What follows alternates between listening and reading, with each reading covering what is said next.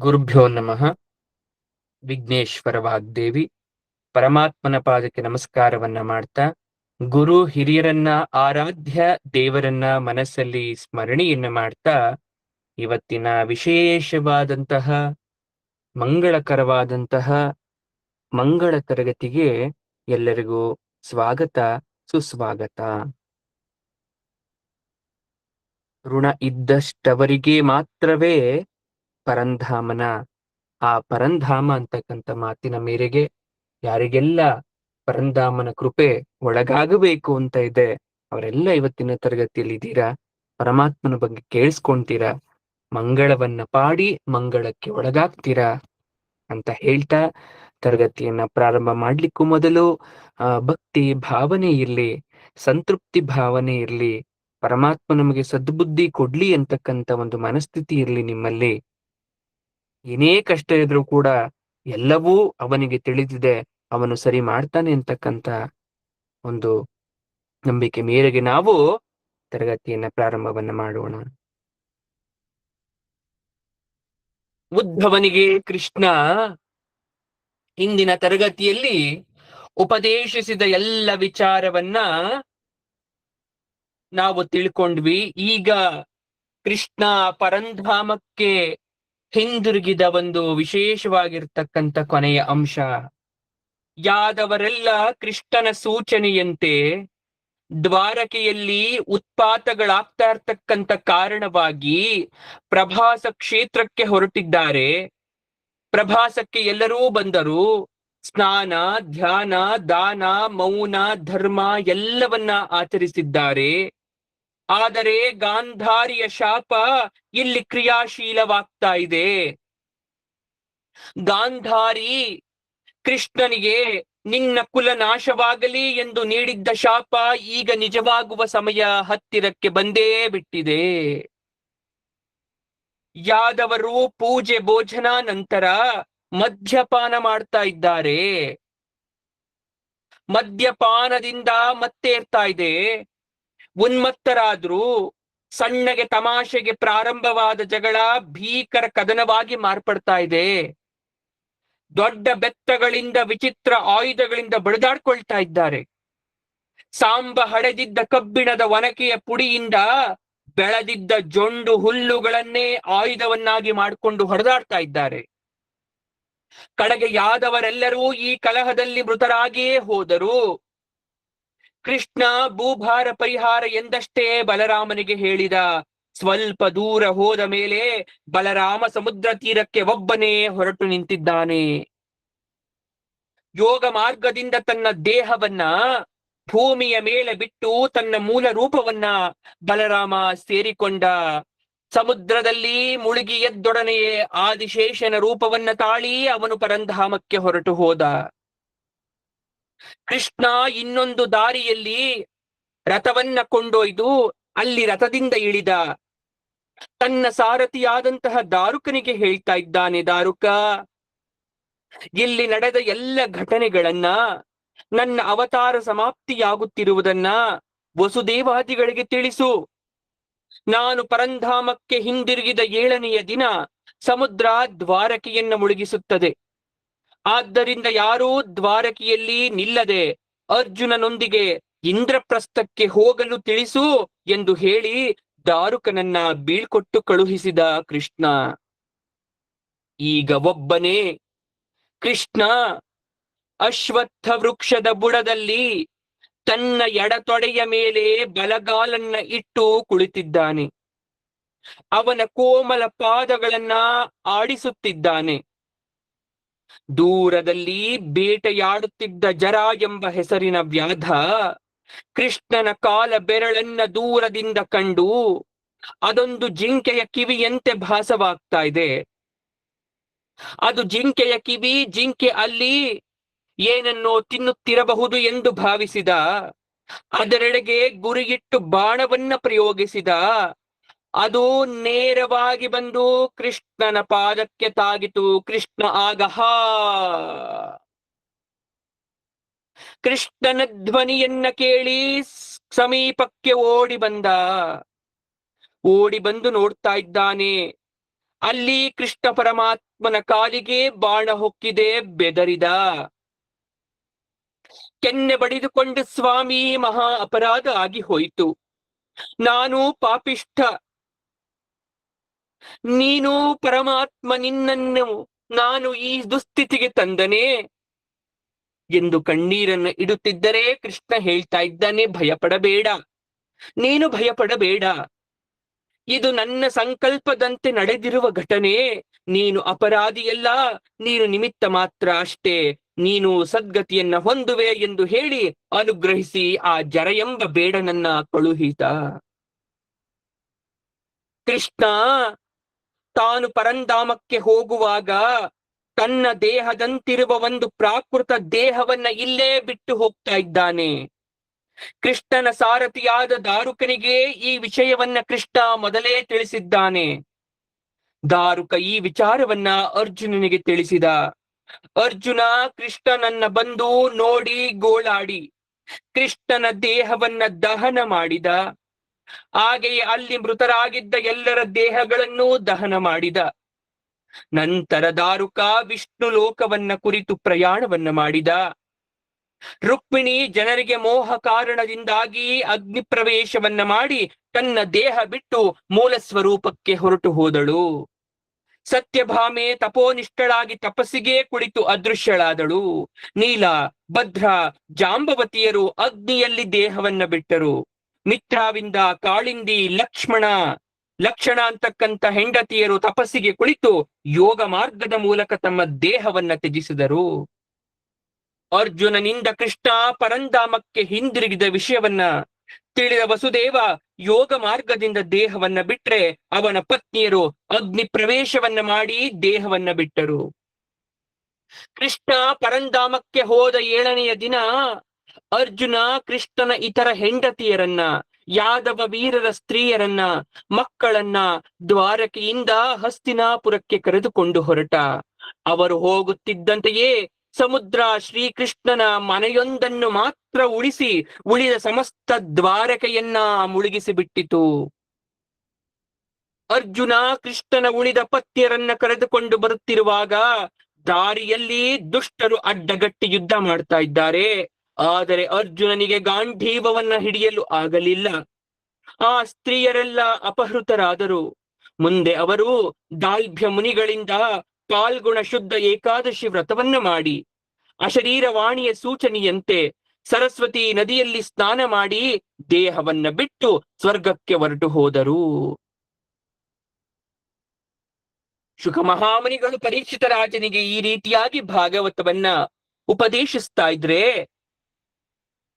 ಪರೀಕ್ಷಿತ ಮಹಾರಾಜ ಕೇಳ್ತಾ ಇದ್ದಾನೆ ಶುಕ ಮಹಾಮುನಿಗಳನ್ನ, ಗುರುಗಳೇ, ನನ್ನ ನಂತರದ ಭವಿಷ್ಯದ ಘಟನೆ ಬಗ್ಗೆ, ನಾನು ಈ ಭೂಮಿಯಿಂದ ಹೊರಟು ಹೋದ ಮೇಲೆ ಏನಾಗಬಹುದು ಅಂತಕ್ಕಂಥ ಕುತೂಹಲ ನನಗೆ, ಅದ್ರ ಬಗ್ಗೆ ತಿಳ್ಕೊಳ್ಳಿಕ್ಕೆ ಉತ್ಸುಕನಾಗಿದ್ದೇನೆ, ದಯಮಾಡಿ ಅದ್ರ ಬಗ್ಗೆ ಹೇಳ್ತೀರಾ ಅಂತ ಪರೀಕ್ಷಿತ ರಾಜ ಶುಕ ಮಹಾಮುನಿಗಳನ್ನ ಪ್ರಾರ್ಥಿಸ್ತಾ ಇದ್ದಾನೆ. ಆಗ ಮಹಾಮುನಿಗಳು ಹೇಳ್ತಾ ಇದ್ದಾರೆ, ಮಹಾರಾಜನ್, ಅದು ಸುಲಭ ಸಾಧ್ಯವಾದ ವಿಚಾರವಲ್ಲಪ್ಪ. ನಿಖರವಾಗಿ, ಪ್ರಖರವಾಗಿ, ದಿಟ್ಟವಾಗಿ ಹೀಗೇ ಆಗುತ್ತೆ ಅಂತ ಹೇಳೋದು ಅಸಾಧ್ಯ. ಆದರೂ ನನ್ನ ಯೋಗ್ಯತಾ ಸಾಧ್ಯತೆಯಲ್ಲಿ, ಭವಿಷ್ಯ ಕಾಲಗತಿ, ಪರಿಸ್ಥಿತಿ, ಗತಿಸ್ಥಿತಿ, ಮನಸ್ಥಿತಿಯಲ್ಲಿ ನಾನು ನಿನಗೆ ಆ ವಿಚಾರವನ್ನ ಹೇಳ್ತೇನೆ, ಕೇಳಿಸ್ಕೊ. ಮೊಟ್ಟ ಮೊದಲಿಗೆ ರಾಜ ಮನೆತನದ ಸಂಭವನೀಯ ಪರಂಪರೆ ಬಗ್ಗೆ ತಿಳಿಸ್ತಾ ಇದ್ದಾರೆ. ಬ್ರಹ್ಮದ್ರಥ ಅಂತಕ್ಕಂಥ ಒಬ್ಬ ರಾಜ, ಅಥವಾ ಅವನನ್ನ ಬೃಹದ್ರಥ ಅಂತ ಕೂಡ ಕರೀತಾರೆ, ಅಂತಹ ರಾಜ ಬರ್ತಾನೆ. ಅವನಿಗೆ ಪುರಂಜಯ ಅಂತಕ್ಕಂಥ ಪುತ್ರ ಇರ್ತಾನೆ. ಅವನಿಗೆ ಶುನಕ ಎಂಬ ಸಚಿವ ಇರ್ತಾನೆ. ಅವನು ರಾಜ ಪುರಂಜಯನನ್ನ ಸಂಹರಿಸಿ ತಾನು ರಾಜನಾಗ್ತಾನೆ. ಅವನು ತನ್ನ ಮಗನಿಗೆ ಪ್ರದ್ಯೋತ ಎಂಬ ಹೆಸರಿನಿಟ್ಟು ರಾಜ್ಯವನ್ನು ಒಪ್ಪಿಸ್ತಾನೆ. ಪ್ರದ್ಯೋಪನಿಗೆ ವಿಶಾಖ ರೂಪ, ಅವನಿಗೆ ನಂದಿವರ್ಮ. ಆ ರಾಜರು 5 ಮಂದಿ 138 ವರ್ಷಗಳ ಕಾಲಕ ಈ ಭೂಮಂಡಲವನ್ನ ಹಾಳಿ ಮರಣವನ್ನು ಹೊಂದುತ್ತಾರೆ. ಅನಂತರ ಶಿಶುನಾಗ ಎಂಬ ರಾಜ ಹುಟ್ಟುತ್ತಾನೆ. ಅವನಿಗೆ ಕಾಕವರ್ಣ ಅಂತಕ್ಕಂಥ ಮಗ ಜನಿಸ್ತಾನೆ. ಆ ಕಾಕವರ್ಣನ ಮಗ ಕ್ಷೇಮವರ್ಣ ಮಹಾರಾಜನಿಗೆ ಕ್ಷೇತ್ರಜ್ಞ ಅಂತಕ್ಕಂಥ ಪುತ್ರ, ಅವನಿಗೆ ವಿಧಿಸಾರ, ಅವನಿಗೆ ಅಜಾತಶತ್ರು, ಅವನಿಗೆ ದರ್ಭಕ, ಅವನಿಗೆ ಅಜಯ, ಅವನಿಗೆ ನಂದಿವರ್ಧನ, ಅವನಿಗೆ ಮಹಾನಂದಿ ಅಂತಕ್ಕಂಥ ಪುತ್ರರು. ಹೀಗೆ ಒಬ್ಬರಾದ ಮೇಲೆ ಒಬ್ಬರು ಬರ್ತಾ ಹೋಗ್ತಾರೆ. ಶೈಶುನಾಗರು ಅಂತಕ್ಕಂಥ ಹೆಸರಿನಿಂದ ಪ್ರಖ್ಯಾತರಾದ 10 ಮಂದಿ ಮಹಾರಾಜರು ಈ ಕಲಿಕಾಲದಲ್ಲಿ 360 ವರ್ಷಗಳ ಕಾಲ ರಾಜ್ಯಭಾರವನ್ನ ಮಾಡ್ತಾರೆ. ಅನಂತರ ಮಹಾನಂದಿಗೆ ಮಹಾಪದ್ಮನು ಹುಡ್ತಾನೆ. ಅವನು ಮಹಾ ಬಲಶಾಲಿ ಆಗ್ತಾನೆ. ಆದರೂ ಅವನೊಂದಿಗೆ ಕ್ಷತ್ರಿಯ ವಂಶ ನಿರ್ನಾಮ ಆಗಿ ಹೋಗುತ್ತೆ. ಆ ಸಮಯದಲ್ಲಿ ರಾಜರು ಶೂದ್ರಪ್ರಾಯರಾಗ್ತಾರೆ, ಧರ್ಮಹೀನರಾಗ್ತಾರೆ. ಆ ಮಹಾಪದ್ಮನಿಗೆ ಸುಮಾಲ್ಯ ಅಂತಕ್ಕಂಥ ಪುತ್ರರು 8 ಜನ ಹುಡ್ತಾರೆ. 100 ವರ್ಷಗಳವರೆಗೆ ಅವರ ಆಳ್ವಿಕೆ ಸಾಗುತ್ತೆ. ಅನಂತರ ಕಾರ್ಮುಕ ಮುಂತಾದ ರಾಜರು 9 ಜನ ಹುಡ್ತಾರೆ. ಅವರಿಗೆ ನವನಂದರು ಅಂತ ಹೆಸರು. ಆ ನವನಂದರನ್ನ ಒಬ್ಬ ಭೂಸುರೋತ್ತಮ ನಾಶ ಮಾಡ್ತಾನೆ. ಆ ನಂತರ ಮೌರ್ಯರು ಆಳ್ವಿಕೆಯನ್ನ ಮಾಡ್ತಾರೆ. ಆ ವಿಪ್ರಶ್ರೇಷ್ಠ ಚಂದ್ರಗುಪ್ತನಿಗೆ ಅಭಿಷೇಕವನ್ನ ಮಾಡಿ ರಾಜ್ಯವನ್ನು ಒಪ್ಪಿಸ್ತಾನೆ. ಆ ಚಂದ್ರಗುಪ್ತನಿಗೆ ವಾರಿಸಾರನು ಜನಿಸ್ತಾನೆ. ಆ ವಾರಿಸಾರನ ಮಗನೇ ಅಶೋಕವರ್ಧನ. ಅವನ ಮಗ ಸುಯಶಸ್ಸು, ಅವನ ಮಗ ಸಂಯುತ, ಅವನ ಪುತ್ರ ಶಾಲೀಶೂಕ, ಅವನ ಪುತ್ರ ಸೋಮಶರ್ಮ, ಅವನ ಮಗ ಶತಧನ್ವ, ಅವನ ಮಗ ಬೃಹದ್ರಥ. ಮೌರ್ಯನೊಂದಿಗೆ ಸೇರಿ ಆ 10 ಜನ ರಾಜರು ಒಟ್ಟಾರೆ 137 ವರ್ಷಗಳ ಕಾಲ ಮತ್ತೆ ಕಲಿಕಾಲವನ್ನ ಆಳ್ತಾರೆ. ಆ ಸಮಯದಲ್ಲಿ ಬೃಹದ್ರಥನ ಸೈನ್ಯಾಧಿಪತಿ ಶುಂಗ ವಂಶಜನಾದ ಪುಷ್ಯಮಿತ್ರ ಆತನನ್ನ ಕೊಂದು ರಾಜ್ಯವನ್ನ ಅಪಹರಿಸ್ತಾನೆ. ಅವನಿಗೆ ಅಗ್ನಿಮಿತ್ರ ಜನಿಸ್ತಾನೆ, ಅವನ ರಾಜನಾಗ್ತಾನೆ. ಅವನ ಬಳಿಕ ಸುಜೇಷ್ಠ, ವಸುಮಿತ್ರ, ಭದ್ರಕ, ಪುಳಿಂದ, ಘೋಷ, ವಜ್ರಮಿತ್ರ, ಭಾಗವತ, ದೇವಭೂತಿ ಕ್ರಮವಾಗಿ ತಮ್ಮ ತಂದೆಯಿಂದ ದೊರೆತ ರಾಜ್ಯವನ್ನ ಗ್ರಹಿಸಿ ಆಳ್ತಾರೆ. 10 ಜನ ಶುಂಗರು 112 ವರ್ಷಗಳು ದೊರೆತನವನ್ನ ಉಳಿಸ್ಕೊಳ್ತಾರೆ. ಶುಂಗ ವಂಶಸ್ಥರಲ್ಲಿ ಕೊನೆಯವನಾದ ದೇವಭೂತಿಯನ್ನ ಕಣ್ವ ಮಂತ್ರಿಯಾದ ವಸುದೇವ ಕೊಂದು ತಾನೇ ರಾಜಾಧಿಪತಿ ಆಗ್ತಾನೆ. ಅವನಿಗೆ ಭೂಮಿಪುತ್ರ ಅಂತಕ್ಕಂಥ ಮಗ ಜನಿಸ್ತಾನೆ. ಆ ಮಹಾನುಭಾವನಿಗೆ ನಾರಾಯಣ ಎಂಬ ಮಗ ಹುಡ್ತಾನೆ. ಕಣ್ವ ವಂಶಸ್ಥರು ಒಟ್ಟಾರೆ 345 ವರ್ಷಗಳ ಕಾಲ ಪ್ರಭುಗಳಾಗಿ ಆಳ್ತಾರೆ. ಕಣ್ವ ವಂಶದಲ್ಲಿ ಸುಶರ್ಮ ಅಂತಕ್ಕಂಥ ರಾಜ ಹುಡ್ತಾನೆ. ಆದರೆ ಆತನಿಗೆ ಭೃತ್ಯನಾದ ಆಂಧ್ರ ವಂಶದವನಾದ ವೃಷಲ ಅಂತಕ್ಕಂಥವನು ಅವನನ್ನ ಕೊಂದು ಹಾಕಿಬಿಡ್ತಾನೆ. ಅವನ ತರುವಾಯು ಅವನ ತಮ್ಮನಾದ ಕೃಷ್ಣರಾಜನಾಗ್ತಾನೆ. ಅನಂತರ ಶಾಂತಕರ್ಣ, ಪೌರ್ಣಮಾಸ, ಲಂಬೋದರ, ಸಿಬಿಲಕ, ಮೇಘಸ್ವಾತಿ, ದಂಡಮಾನ, ಹಾಲೇಯನಾದ ಅರಿಷ್ಟಕರ್ಮ, ತಿಲಕ, ಪುರೀಶಸೇತ, ಸುನಂದ, ಋಕ, ಜಟಾಪ, ಶಿವಸ್ವಾತಿ, ಅರಿಂದಮ, ಗೋಮತಿ, ಪುರೀಮಂತ, ದೇವಶೀರ್ಷ, ಶಿವಸ್ಕಂದ, ಯಜ್ಞಶೀಲ, ಶ್ರುತಸ್ಕಂದ, ಯಜ್ಞಶತ್ರು, ವಿಜಯ, ಚಂದ್ರಬೀಜ, ಸುಲೋಮದಿ ಅಂತಕ್ಕಂಥ ರಾಜರು ಕ್ರಮವಾಗಿ ಈ ಕಲಿಗಾಲವನ್ನ ಆಳ್ತಾ ಬರ್ತಾರೆ. ಅವರೆಲ್ಲರೂ ಒಟ್ಟಾರೆ 450 ವರ್ಷಗಳ ಕಾಲ ಮತ್ತೆ ಈ ಕಲಿಯುಗವನ್ನ ಆಳ್ತಾರೆ. ಅನಂತರ ನಾಭೀರ ವಂಶಸ್ಥರು 7 ಮಂದಿ, ಗರ್ಧವ ವಂಶಸ್ಥರು 10 ಜನ, ಕಂಕ ವಂಶಸ್ಥರು 16 ಜನ ಭೂಭಾರವನ್ನ ಆಳ್ತಾರೆ. ಅನಂತರ 8 ಮಂದಿ ಯವನರು, 14 ಜನ ಬರ್ಬರರು ಪ್ರಭುಗಳಾಗ್ತಾರೆ. ಅನಂತರ ಗುರುಂಡರು 13 ಮಂದಿ, ಮೌನರು 11 ಜನ ದರ್ಪದಿಂದ 1909 ವರ್ಷಗಳ ಆಳ್ವಿಕೆಯನ್ನು ಸಾಗಿಸ್ತಾರೆ. ಅನಂತರ ಮೌನ ವಂಶದಲ್ಲಿ ಜನಿಸಿದ 11 ಮಂದಿ 300 ವರ್ಷಗಳ ಕಾಲ ಮಾತ್ಸರ್ಯದಿಂದ ಆಳ್ತಾರೆ. ಅದೇ ಸಮಯದಲ್ಲಿ ಕೈಲೀಕರೆಂಬ ಯವನರು ಧರಣೀಪತಿಗಳಾಗ್ತಾರೆ. ಅನಂತರ ಭೂತನಂದ, ನವಭಂಗೀರ, ಶಿಶುನಂದ, ಅವನ ತಮ್ಮನಾದ ಯಶೋನಂದ, ಪ್ರವೀರಕ ಎಂಬುವರು 106 ವರ್ಷಗಳ ಕಾಲ ರಾಜರಾಗ್ತಾರೆ. ಆ ರಾಜರಿಗೆ 13 ಜನ ಪುತ್ರರು. ಅವರಲ್ಲಿ 6 ಜನ ಬಾಹ್ಲಿಕ ದೇಶಕ್ಕೆ ಅಧಿಪತಿಗಳಾದ್ರೆ ಮಿಕ್ಕ 7 ಜನ ಕೋಸಲ ದೇಶಕ್ಕೆ ಒಡೆಯರಾಗ್ತಾರೆ. ಆ ಸಮಯದಲ್ಲಿ ವೈಡೂರ್ಯಪತಿಗಳು ನಿಷಧ ದೇಶಕ್ಕೆ ಒಡೆಯರಾಗ್ತಾರೆ. ಪುರಂಜೇನು ಮಗಧ ದೇಶ ಪ್ರಭುವಾಗಿ ಉದಯಿಸ್ತಾನೆ. ಮುಂದೆ ಶಾಸ್ತ್ರಜ್ಞಾನವಿಲ್ಲದ ನಾಸ್ತಿಕರೂ ಆದ ಸೌರಾಷ್ಟ್ರ, ಆವಂತಿ, ಅಭೀರ, ಅರ್ಬುದ, ಮಾಳವ ಅಂತಕ್ಕಂಥ ದೇಶಗಳಿಗೆ ಒಡೆಯರಾಗ್ತಾರೆ. ಸಿಂಧು ತೀರದಲ್ಲಿಯೂ, ಚಂದ್ರಭಾಗ ಪರಿಸರಗಳಲ್ಲಿಯೂ, ಕಾಶ್ಮೀರ ದೇಶದಲ್ಲಿಯೂ ಮ್ಲೇಚಾಕರಾಕಂದ ರಾಜರು ಆಳ್ವಿಕೆಯನ್ನ ಮಾಡ್ತಾರೆ. ಅವರಿಗೆ ಬುದ್ಧಿಶಕ್ತಿ ಇರೋದಿಲ್ಲ, ಧರ್ಮ ಸತ್ಯ ದಯೆ ಇರೋದಿಲ್ಲ. ಮುಂದೆ ಕಲಿಯುಗದ ಪ್ರವಾಹದ ಮಿತಿಮೀರಿ ಹರಿಯುತ್ತೆ. ಈ ರೀತಿಯಾಗಿ ಈ ದ್ವಾಪರ ಮುಗಿದ ಮೇಲೆ ಯಾವ ಯಾವ ರಾಜರು ಈ ಕಲಿಯುಗವನ್ನ ಆಳ್ತಾರೆ ಅಂತಕ್ಕಂಥ ವಿಚಾರವನ್ನ ವಿಸ್ತಾರವಾಗಿ ಪರೀಕ್ಷಿತನಿಗೆ ಹೇಳ್ತಾರೆ ಶುಕ ಮಹಾಮುನಿಗಳು. ಆದ್ರೆ ಕಲಿಯುಗದ ಮಹಿಮೆ ಕೆಟ್ಟದಯ್ಯ, ಕೆಟ್ಟದ್ದು. ಯಾಕೆ ಗುರುಗಳೇ, ಯಾಕೆ ಅಂತ್ಯ? ಹೇಳ್ತೀನಿ ಕೇಳಿಸ್ಕೊ. ಕೃಷ್ಣ ಪರಂಧಾಮಕ್ಕೆ ಹಿಂದಿರುಗಿದ ದಿನದಿಂದ ದ್ವಾಪರ ಮುಗಿದು ಕಲಿಯುಗ ಪ್ರಾರಂಭವಾಯಿತು ಅಂತ ಅರ್ಥ. ಕಲಿಯುಗದಲ್ಲಿ ಧರ್ಮದ ಪ್ರಮಾಣ ಕಡಿಮೆಯಾಗಿ ಅಧರ್ಮ ಮೇಲ್ಗೈ ಸಾಧಿಸುತ್ತೆ. ಅನ್ಯಾಯಕ್ಕೆ ತುಂಬಾ ಗೌರವ ಬರುತ್ತೆ. ಅನೀತಿಯೇ ದಿನನಿತ್ಯದ ಸಾಮಾನ್ಯ ವ್ಯವಹಾರವಾಗುತ್ತೆ. ವಿಪ್ರರು ಸಂಸ್ಕಾರ ರಹಿತರಾಗ್ತಾರೆ. ಸಂಸ್ಕೃತಿ, ಸಂಪ್ರದಾಯ, ಪರಂಪರಾಗತ ಮೌಲ್ಯಗಳು ಶಿಥಿಲವಾಗ್ತಾ ಹೋಗುತ್ತೆ. ಧನಿಕರು, ಶ್ರೀಮಂತರು ಅತ್ಯಂತ ಪೂಜ್ಯರು, ಗೌರವಾನ್ವಿತರು ಆಗ್ತಾರೆ. ದಾಂಪತ್ಯದಲ್ಲಿ ಕುಲಗೋತ್ರ ಸಂಪ್ರದಾಯ ರೀತಿ ನೀತಿಗಳು ಇಲ್ಲದಂತಾಗುತ್ತೆ. ನೋಡಿದ ಒಂದೇ ಕ್ಷಣಕ್ಕೆ ದೈಹಿಕ ವ್ಯಾಮೋಹ ಮದುವೆಗೆ ಕಾರಣವಾಗುತ್ತೆ. ಹಾಗಾಗಿಯೇ ದೈಹಿಕಕ್ಕೋಸ್ಕರ, ವ್ಯಾಮೋಹಕ್ಕೋಸ್ಕರ, ಹಣಕ್ಕೋಸ್ಕರ ಹುಟ್ಟಿದ ಸಂಬಂಧಗಳು ಬಲಿಷ್ಠವಾಗಿ ಬಹುಕಾಲ ಇರದೆ ದಾಂಪತ್ಯದಲ್ಲಿ ಬಿರುಕಾಗಿ ಗಂಡ ಹೆಂಡತಿ ಬೇರೆಯಾಗಿ ಜೀವನ ನಡೆಸುವ ಸಂದರ್ಭ ಬರುತ್ತೆ.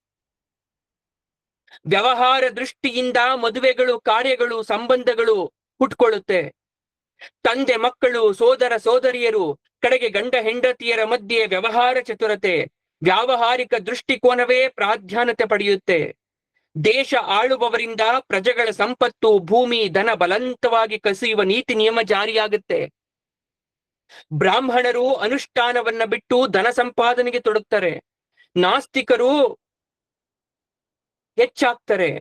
ದೇಶ, ದೈವ, ಧರ್ಮದ ಬಗ್ಗೆ ಪ್ರಜೆಗಳಿಗೆ ಆಸಕ್ತಿ ಕಡಿಮೆಯಾಗಿ ಸ್ವಾರ್ಥ ಸಾಧನೆಯಲ್ಲಿ ನಿರತರಾಗ್ತಾರೆ.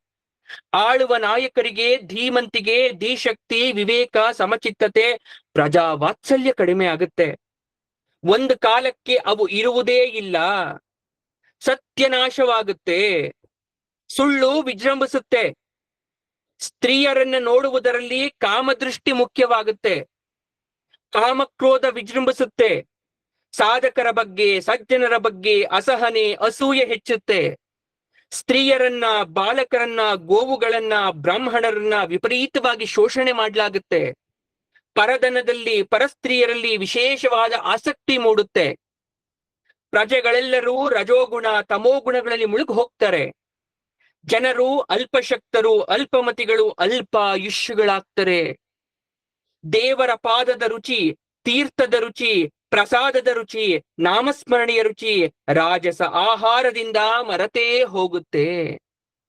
ಬಲಶಾಲಿಯಾದವನು ಕುಲಹೀನ, ಗುಣಹೀನನಾದರೂ ಬಹಳ ಹಿರಿಯ ವ್ಯಕ್ತಿನಾಗಿ ಬೀಗ್ತಾನೆ. ದುಡ್ಡಿದ್ದವನೇ ದೊಡ್ಡಪ್ಪನಾಗ್ತಾನೆ. ಬಡವರ ಪಾಡು ನಾಯಿ ಪಾಡಾಗುತ್ತೆ. ಜನರ ದುರಾಶೆ ಎಷ್ಟು ಹೆಚ್ಚಾಗುತ್ತೆ ಅಂದ್ರೆ, ನಾಗರಿಕರಂತೆ ವೇಷ ಹಾಕಿ ದೊಡ್ಡ ಮನುಷ್ಯರಂತೆ ನಟಿಸಿ ವ್ಯಭಿಚಾರ, ಕಳ್ಳತನ, ಸುಲಿಗೆ ಮಾಡಿ ಧನಿಕರಾಗ್ತಾರೆ. ಸರ್ಕಾರಕ್ಕೆ ಸುಂಕ ವಂಚನೆ ಸರ್ವೇ ಸಾಮಾನ್ಯವಾಗುತ್ತೆ. ಜನತೆಯಲ್ಲಿ ಶಕ್ತಿ, ಬಲ, ದೃಢತೆ, ಪುಷ್ಟಿ ಕಡಿಮೆಯಾಗಿ ಲೋಕದಲ್ಲಿ ಕ್ಷಾಮ, ದುರ್ಭಿಕ್ಷ, ಚಳಿ, ಗಾಳಿ, ಬಿಸಿಲು, ಹಸಿವು, ಹೊಸ ಹೊಸ ರೋಗಗಳು ಬಂದರೆ ಹೆದರಿ ಸಾಯ್ತಾರೆ. ದೇಹಗಳು ಕೃಶವಾಗ್ತಾ ಹೋಗುತ್ತೆ. ಇನ್ನು ಆಳುವ ನಾಯಕರು, ರಾಜರು ತಾವೇ ಕಳ್ಳರಾಗಿ ಧನ ಸಂಪಾದನೆಯತ್ತ ದೃಷ್ಟಿ ಹಾಕ್ತಾರೆ. ಎಲ್ಲರೂ ವರ್ಣಾಶ್ರಮ ಧರ್ಮವನ್ನ ಬಿಟ್ಟು ಅಧರ್ಮದಲ್ಲಿ ಮನಸ್ಸನ್ನ ತೊಡಗಿಸ್ಕೊಳ್ತಾರೆ. ಕಲಿಯುಗದ ಪ್ರಭಾವ ಹೆಚ್ಚಾದಂತೆಲ್ಲ ಸಜ್ಜನರಿಗೆ ವಿಚಿತ್ರ ತೊಂದರೆಗಳು ಉಂಟಾಗುತ್ತೆ. ದುರ್ಜನರ ವೈಭವ ವಿಜೃಂಭಿಸುತ್ತೆ. ಈ ಕಾಲಘಟ್ಟದಲ್ಲಿ ಉಪ್ಪಿಗೆ ಉಪ್ಪಿನ ರುಚಿಯೇ ಕಡಿಮೆಯಾಗುತ್ತೆ. ಔಷಧಿಗಳು ಫಲಪ್ರದವಾಗೋದಿಲ್ಲ. ಮೇಘಗಳು ನಿರ್ವೀರ್ಯವಾಗುತ್ತೆ. ಸಸ್ಯಗಳು ವಿಸ್ತಾರವಾಗುತ್ತೆ. ಗಿಡಗಳಲ್ಲಿ ಹೂವು ಹಣ್ಣುಗಳೇ ಕಾಣಿಯಾಗುತ್ತೆ. ಶುಚಿ, ಕ್ಷಮೆ, ಕರುಣೆ, ದಯೆ, ಅಹಿಂಸೆ ನಶಿಸಿ ಹೋಗುತ್ತೆ. ಹಣವಿದ್ದವರಿಗೆ ಕುಲ, ಗುಣ, ದೊಡ್ಡಸ್ತಿಕೆ, ಆಚಾರ ಎಲ್ಲವೂ ತಾನಾಗಿಯೇ ಲಭ್ಯವಾಗುತ್ತೆ. ಧರ್ಮ, ನ್ಯಾಯ, ನೀತಿಗಳ ತೀರ್ಮಾನಗಳಿಗೆ ಕಾನೂನು, ಹಿರಿಯರು ಮುಖ್ಯವಾಗೋದಿಲ್ಲ. ಬಲಶಾಲಿಯಾದವನ ಕಡೆ ಕಾನೂನು ಬಗ್ಗುತ್ತೆ. ಪುಂಡ ಪೋಖರಿಗಳಿಗೆ ಸುವರ್ಣ ಕಾಲ. ಮನಸ್ಸಿಗೆ ಬಂದೊಡನೆಯೇ ಮದುವೆ, ಬೇಸರವಾದೊಡನೆಯೇ ವಿಚ್ಛೇದನ ಕಲಿಯುಗದಲ್ಲಿ ಸರ್ವೇ ಸಾಮಾನ್ಯವಾಗುತ್ತೆ. ಮದುವೆ ಒಂದು ದೈವಿಕ ಸಂಬಂಧ ಎಂಬ ವಿಚಾರವನ್ನ ಕಲಿಯುಗದ ಜನ ಮರೆತು ಹೋಗ್ತಾರೆ. ಯಾವ ಸಂಸ್ಕಾರಗಳು, ಭಾವನೆಗಳು ಇಲ್ಲದೆ ಯಾಂತ್ರಿಗಳಾಗಿ ಮದುವೆಯಾಗ್ತಾರೆ. ಸ್ತ್ರೀಯರಿಗೆ, ಹುಡುಗಿಯರಿಗೆ ಅರ್ಧ ಆಯುಷ್ಯ ಅಲಂಕಾರದಲ್ಲೇ ಕಳೆದು ಹೋಗುತ್ತೆ. ಸಮಯವೆಲ್ಲವೂ ಕನ್ನಡಿಯ ಮುಂದೆಯೇ ವ್ಯರ್ಥವಾಗಿ ಜಾರುತ್ತೆ. ಸೌಂದರ್ಯ ಪತಿ ಸಂಭ್ರಮಕ್ಕಾಗಿ ಇರದೆ ರೂಪ ಪ್ರದರ್ಶನಕ್ಕಾಗಿ ಇರುವ ವಸ್ತುವನ್ನಾಗಿ ಮಾಡ್ಕೊಳ್ತಾರೆ. ವೇದಿಕೆ ಮೇಲೆ ತಮ್ಮ ರೂಪಗಳನ್ನ ಪ್ರದರ್ಶಿಸ್ತಾರೆ. ಸಾಧು ಸಂತರು, ಯತಿಗಳು, ಸ್ವಾಮಿಗಳು, ಅವಧೂತರಿಗೆ, ಸತ್ಕರ್ಮಾನುಷ್ಠಾನದವರಿಗೆ ಗೌರವ ಸಿಗದೇ ಹೋಗುತ್ತೆ. ಭಗವತ್ ಚಿಂತನ, ಜ್ಞಾನ, ಭಕ್ತಿ, ವೈರಾಗ್ಯಗಳಲ್ಲಿ ಆಸಕ್ತಿಯನ್ನ ಕಳೆದುಕೊಳ್ತಾರೆ. ದಂಡ ಕಮಂಡಲ ಕಾವಿ ಗಡ್ಡ ಧರಿಸಿದ ಸನ್ಯಾಸಿಗಳೇ ಮುಂದೆ ಅಪಚಾರ ವಾಮ ಮಾರ್ಗವನ್ನು ಅನುಸರಿಸ್ತಾರೆ. ಕಲಿಯುಗದಲ್ಲಿ ಸನ್ಯಾಸಿಗಳು ಸಂಸಾರಿಗಳಾಗ್ತಾರೆ. ವ್ಯಾಪಾರ ವ್ಯವಹಾರ ಮಾಡುವವರು ಮೋಸ ವಂಚನೆಯೇ ವ್ಯಾಪಾರ ಅಂತ ದೃಢವಾಗಿ ನಂಬಿ ಹೆಚ್ಚು ಹೆಚ್ಚು ಮೋಸ ಮಾಡ್ತಾರೆ. ಅತ್ಯಂತ ಯಶಸ್ವಿ ವ್ಯಾಪಾರಿ ಗಳಿಸ್ತಾ ಇರ್ತಾನೆ. ತೀರ್ಥಯಾತ್ರೆಗಳು, ತೀರ್ಥ ಕ್ಷೇತ್ರಗಳು ಸ್ತ್ರೀ ವಿಹಾರ ಕೇಂದ್ರಗಳಾಗಿ ಮಾರ್ಪಡುತ್ತೆ. ಅಲ್ಲಿಯ ಸನ್ನಿಧಾನ ಪ್ರಭಾವಕ್ಕಿಂತ ಪ್ರದರ್ಶನದ ಆಕರ್ಷಣೆಯೇ ಜೋರಾಗಿರುತ್ತೆ. ಅಲಂಕಾರ, ಲಾವಣ್ಯದ ತಲೆ ತುಂಬ ಕೂದಲಿರುವ ಸುಂದರ ಸ್ತ್ರೀಯರ ಸಂಖ್ಯೆ ಅಪರೂಪವಾಗಿ ಕೇಶ ಕತ್ತರಿಸುವ ನಿಷ್ಣಾತ ಕಲಾವಿದರು ಹೆಚ್ಚಾಗ್ತಾರೆ. ನೈತಿಕ ಅಂಧಪತನ, ಸಾಂಸ್ಕೃತಿಕ ದುರಂತ, ಧರ್ಮಶೂನ್ಯತೆ, ನಾಸ್ತಿಕತೆ, ದೇವರಿಲ್ಲ ದಿಂಡರಿಲ್ಲ, ಕೊರಗೋದು, ಸೊರಗೋದು, ಇದೆಲ್ಲ ಕಲಿಯುಗದಲ್ಲಿ ಎಲ್ಲೆಲ್ಲೂ ಕಂಡುಬರುವ ಸಾಮಾನ್ಯ ಅನುಭವದ ದೃಶ್ಯಗಳು. ಆದರೂ ಕಲಿಯುಗ ಶ್ರೇಷ್ಠ, ಸರ್ವಶ್ರೇಷ್ಠ, ಉತ್ಕೃಷ್ಟ ಅಂತ ಹೇಳುತ್ತೆ ಭಾಗವತ. ಯಾಕಂದ್ರೆ ಕಲಿಯುಗದಲ್ಲಿ ಯಜ್ಞ ಯಾಗ ಮಾಡ್ಬೇಕಾಗಿಲ್ಲ. ಧ್ಯಾನ, ಮೌನ, ಗಾನ, ಪೂಜೆ, ತೀರ್ಥಯಾತ್ರೆ, ತೀರ್ಥಸ್ಥಾನ, ಶಾಸ್ತ್ರಾಧ್ಯಯನ ಏನಿಲ್ಲದಿದ್ದರೂ ಪರಮಾತ್ಮನ ನಾಮಸ್ಮರಣೆ, ನಾಮ ಸಂಕೀರ್ತನೆ ನಿರಂತರ ನಡೀತಾ ಇದ್ರೆ ಕಲಿಯುಗ ಕೃತಯುಗಕ್ಕಿಂತಲೂ ಶ್ರೇಷ್ಠ. ಅಂತಹವರು ಮುಕ್ತಿ ಯೋಗ್ಯರಾಗ್ತಾರೆ. ಕಲಿಯುಗದಲ್ಲಿ ಧರ್ಮ ಸಂಪೂರ್ಣ ನಶಿಸಿದಾಗ ಅವತರಿಸಿ ಬಂದು ಕಲ್ಕಿಯಾಗಿ ದೇವದತ್ತ ಅಂತಕ್ಕಂಥ ಕುದುರೆಯನ್ನೇರಿ ಸಮಸ್ತ ದುಷ್ಟ ಸಮೂಹವನ್ನ ಪರಮಾತ್ಮ ತನ್ನ ಖಡ್ಗದಿಂದ ನಾಶ ಮಾಡ್ತಾನೆ, ಸಂಹರಿಸ್ತಾನೆ. ಅನಂತರ ಚಂದ್ರ, ಸೂರ್ಯ, ಬೃಹಸ್ಪತಿಗಳಿಗೆ ಪುಷ್ಯ ನಕ್ಷತ್ರ ಯೋಗ ಬಂದಾಗ ಮತ್ತೆ ಕೃತಯುಗ ಪ್ರಾರಂಭವಾಗುತ್ತೆ. ಬಹುಜನಕ್ಕೆ ಅನುಮಾನ ಕಲಿಯುಗ ಮುಗಿದ ನಂತರ ಮತ್ತೆ ಯಾವ ಯುಗ ಎಂದರೆ ಮತ್ತೆ ಕೃತಯುಗ, ಮತ್ತೆ ತ್ರೇತಾಯುಗ, ಮತ್ತೆ ದ್ವಾಪರ ಯುಗ, ಮತ್ತೆ ಕಲಿಯುಗ ಬರಲೇಬೇಕು. ಅನ್ಯಾಯ ಅಕ್ರಮಗಳಿಂದ ತುಂಬಿ ಹೋದಾಗ ಪ್ರಳಯ ಕಾಲದಲ್ಲಿ ಪರಮಾತ್ಮ ಎಲ್ಲವನ್ನ ಬಂಧಿಸಿದ ಮೇಲೆ, ಇಡೀ ಭೂಮಿ ಸ್ತಬ್ಧವಾದ ಮೇಲೆ ಮತ್ತೆ ಕೃತಯುಗ ಅಂದರೆ ಸತ್ಯಯುಗ ಪ್ರಾರಂಭವಾಗುತ್ತೆ. ಈ ರೀತಿಯಾಗಿ ಶುಕ ಮಹಾಮುನಿಗಳು ಕಲಿಯುಗದ ಬಗ್ಗೆ ಪರೀಕ್ಷಿತನಿಗೆ, ಮುಂದಾಗ್ತಕ್ಕಂಥ ವಿಚಾರಧಾರೆ ಬಗ್ಗೆ ಪರೀಕ್ಷಿತನಿಗೆ ಸವಿಸ್ತಾರವಾಗಿ ತಿಳಿಸ್ತಾರೆ. ಸಮಗ್ರ ಭಾಗವತವನ್ನ ಪರೀಕ್ಷಿತ ಮಹಾರಾಜ ಭಕ್ತಿ, ಶ್ರದ್ಧೆ, ನಿಷ್ಠೆಯಿಂದ 7 ದಿನ ಶ್ರವಣ ಮಾಡಿದ. ಇಷ್ಟೂ ವಿಚಾರವನ್ನ ಶುಕ ಮಹಾಮುನಿಗಳು 7 ದಿವಸಗಳ ಕಾಲ ಪರೀಕ್ಷಿತನ ಮುಂದೆ ಕೂತು ಅನ್ನ ಆಹಾರಗಳನ್ನ, ನಿದ್ರಾವಸ್ಥೆಯನ್ನ ತೊರೆದು ಹೇಳ್ತಾ ಇದ್ದಾರೆ. ಅವನು ಕೇಳ್ತಾ ಇದ್ದಾನೆ. ಪರೀಕ್ಷಿತ ಹೇಳ್ತಾ ಇದ್ದಾನೆ, ಗುರುಗಳೇ, ನಾನು ಕೃತಾರ್ಥನಾದೆ ಗುರುಗಳೇ. ಇಂದಿಗೆ ಭಗವಂತನ ದರ್ಶನ ಮಾಡಿಸುವಷ್ಟು ಅದ್ಭುತವಾಗಿ ಎಲ್ಲ ವಿಷಯವನ್ನ ತಿಳಿಸಿದ್ದೀರ.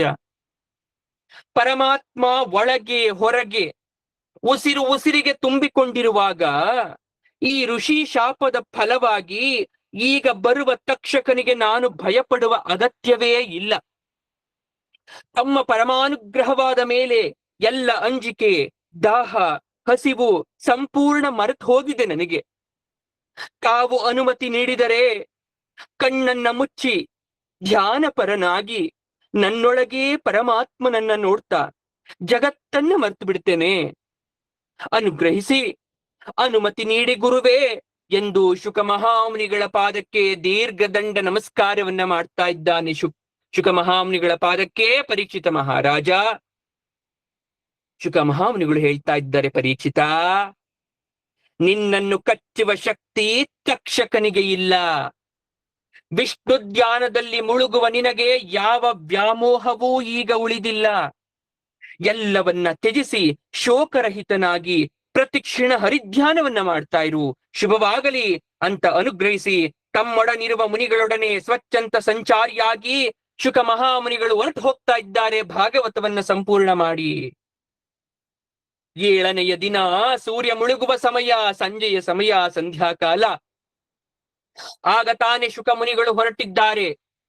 ಪರೀಕ್ಷಿತ ರಾಜ ಹೊರಗಣ್ಣನ್ನ ಮುಚ್ಚಿ ಒಳಗಣ್ಣಿನ ಒಳಗಿಂದ ಪರಮಾತ್ಮನ ಧ್ಯಾನದಲ್ಲಿ ಮುಳುಗಿದ್ದಾನೆ.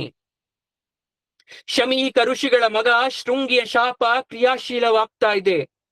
ತಕ್ಷಕ ಜಾಗೃತನಾಗಿ ಪರೀಕ್ಷಿತ ರಾಜನನ್ನ ಕಚ್ಚಲಿಕ್ಕೆ ಬ್ರಾಹ್ಮಣ ವೇಷ ಧರಿಸಿ ಅತಿ ವೇಗದಿಂದ ಧಾವಿಸಿ ಬರ್ತಾ ಇದ್ದಾನೆ. ದಾರಿಯಲ್ಲಿ ತಕ್ಷಕ ಒಂದು ಮರದ ಕೆಳಗೆ ವಿಶ್ರಾಂತಿ ಪಡಿತಾ ಇದ್ದಂತಹ ಕಾಶ್ಯಪ ಎಂಬ ಬ್ರಾಹ್ಮಣನನ್ನ ಕಂಡ. ನೀನು ಯಾರು, ಎಲ್ಲಿಗೆ ಹೊರಟಿರುವೆ ಎಂದು ತಕ್ಷಕನೇ ಕಶ್ಯಪನನ್ನ ಮಾತಾಡಿಸ್ತಾ. ಆಗ ಕಶ್ಯಪರು ಹೇಳ್ತಾ ಇದ್ದಾರೆ, ನಾನು ಜಗತ್ಪ್ರಸಿದ್ಧ ವಿಷವೈದ್ಯ. ಪರೀಕ್ಷಿತ ರಾಜನ ಶಾಪ ನಿಮಿತ್ತ ತಕ್ಷಕ ಎನ್ನುವ ಸರ್ಪ ಅವನನ್ನ ಸಂಜೆಯೇ ಕಚ್ಚಲು ಹೋಗುತ್ತೆ. ಅದು ಕಚ್ಚಿದ ಮರುಕ್ಷಣವೇ ನಾನು ನನ್ನ ವಿಷ ಪರಿಹಾರಕವನ್ನ ಪ್ರಯೋಗಿಸಿ ಪರೀಕ್ಷಿತನನ್ನ ಮತ್ತೆ ಬದುಕಿಸಿ ಬಿಡುತ್ತೇನೆ. ಅದಕ್ಕಾಗಿ ಗಂಗಾ ತೀರದ ಕಡೆಗೆ ಹೊರಟಿದ್ದೇನೆ ಅಂತ ಕಶ್ಯಪರು ಹೇಳಿದ್ರು. ಆಗ ತಕ್ಷಕ ಕೇಳ್ತಾ ಇದ್ದಾನೆ, ನಿನಗೇನು ಅಂತಹ ಮುತುರ್ವರ್ಜಿ ವಹಿಸಿ ಹೋಗಿ ಅವನ ವಿಷವನ್ನ ಪರಿಹಾರ ಮಾಡುವ ಅಗತ್ಯ?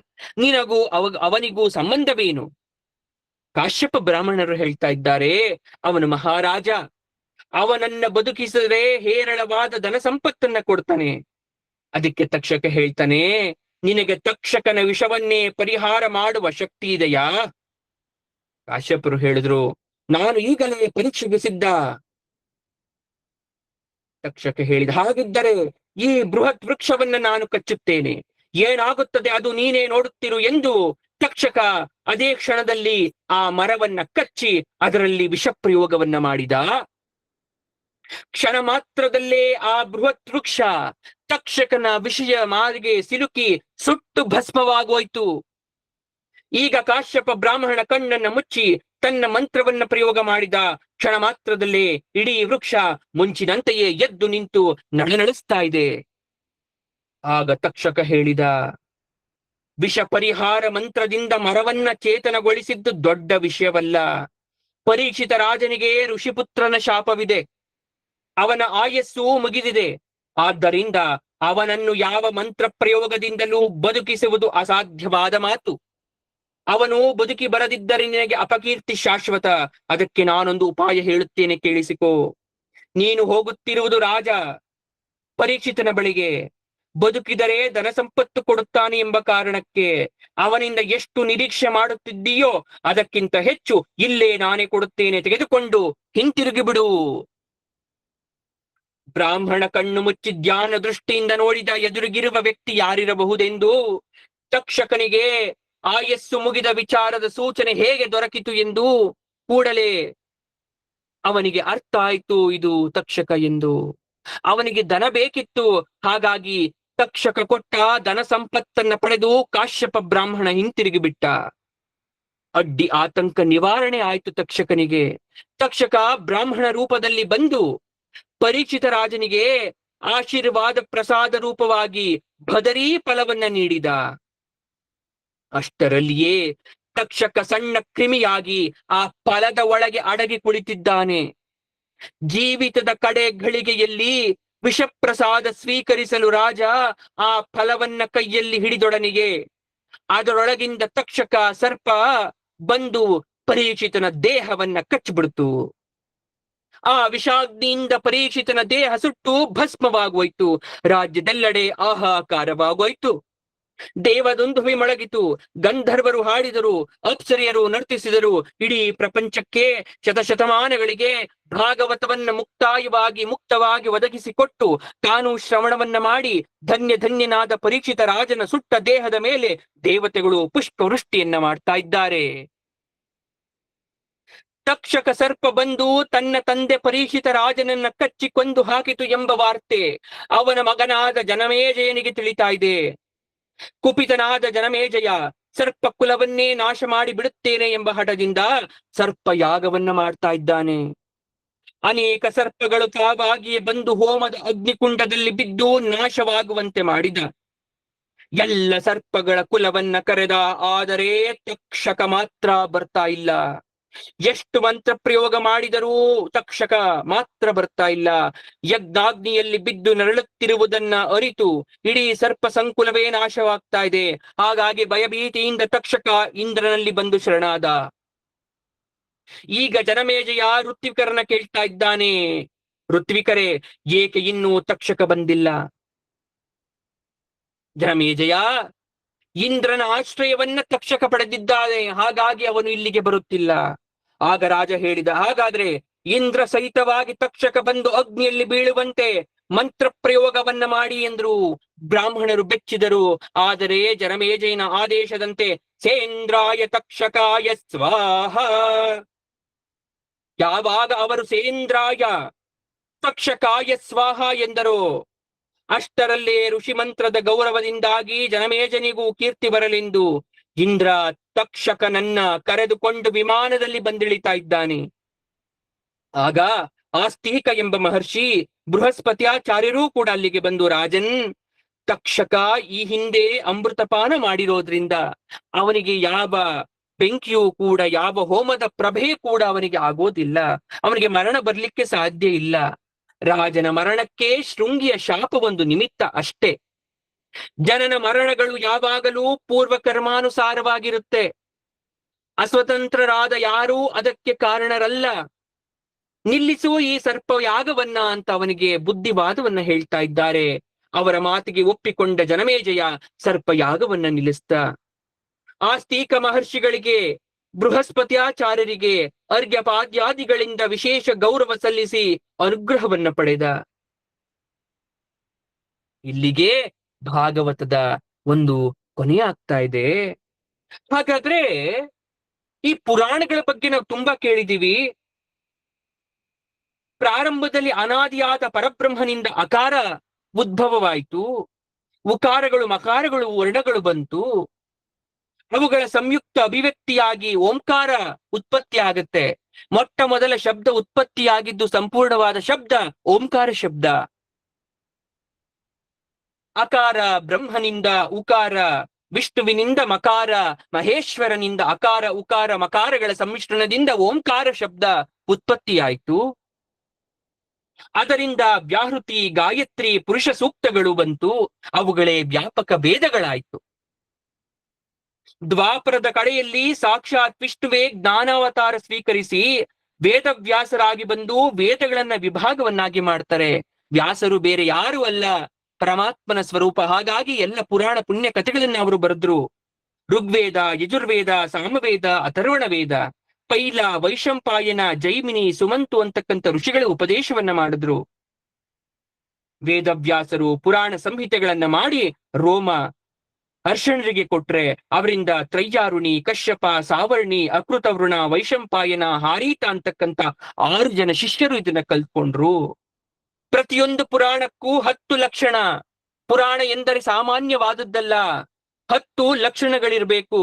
ಪ್ರತಿ ಪುರಾಣದಲ್ಲಿ ಸರ್ಗ, ವಿಸರ್ಗ, ವೃತ್ತಿ, ರಕ್ಷಾ, ಮನ್ವಂತರ, ವಂಶ, ವಂಶಾನುಚರಿತ್ರ, ಸಂಸ್ಥ, ಹೇತು, ಅಪಾಶ್ರಯ ಅಂತಕ್ಕಂಥ 10 ಲಕ್ಷಣದಿಂದ ಒಳಗೂಡಿದ ಗ್ರಂಥವನ್ನ ಪುರಾಣ ಅಂತ ಅನಿಸ್ಕೊಳ್ತೀವಿ. ಹಾಗಾದ್ರೆ ಯಾಕೆ ಇದನ್ನ ಭಾಗವತವನ್ನ ಪುರಾಣ ಅಂತ ಕರಿತೀವಿ? ಬೇರೆ ಎಲ್ಲದಕ್ಕಿಂತ ಭಾಗವತಕ್ಕೆ ಯಾಕೆ ಹೆಚ್ಚು ಮಹತ್ವವನ್ನ ಕೊಡ್ತೀರಿ ಅಂದ್ರೆ, ಫಲಶ್ರುತಿಯನ್ನ ಹೇಳ್ತೀನಿ, ಕೇಳಿಸ್ಕೊಳ್ಳಿ.